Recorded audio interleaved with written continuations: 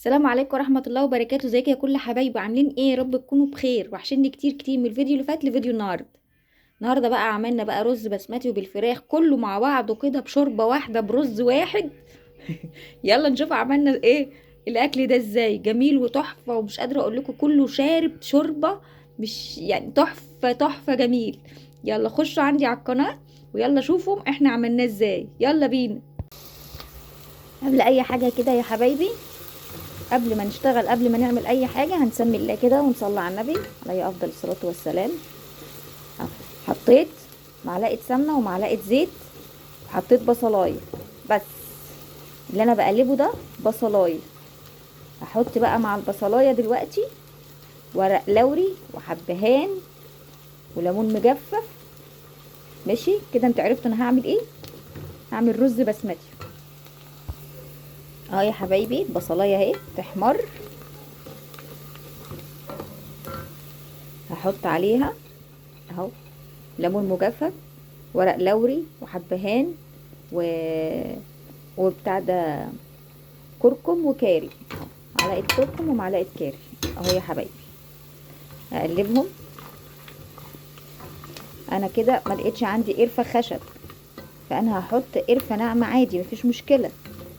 حاجه مكان حاجه مفيش مشكله. اقوم جايبه بقى الفراخ بتاعتي احطها كده، تحمر كده، تاخد لون. غسلها طبعا ومنضفاها، تاخد لون كده مع الايه، مع البصلايه، تتحمر كده اهو يا حبايبي.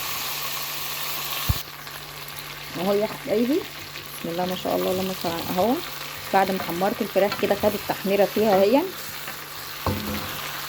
رحت حاطه بقى يا حبايبي سقط الرز اهو، الرز البسمتي اهو كله يستوي مع بعض اهو يا حبايبي.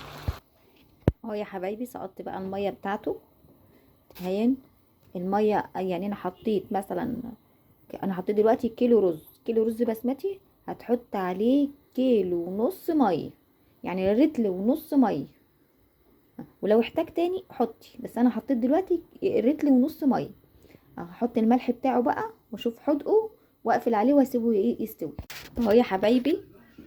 الرز بتاعي استوى اهو، والفراخ بتاعتي استوت وشرب طبعا، الرز شرب كله من الايه، من الشوربه بتاعه الفراخ اهو.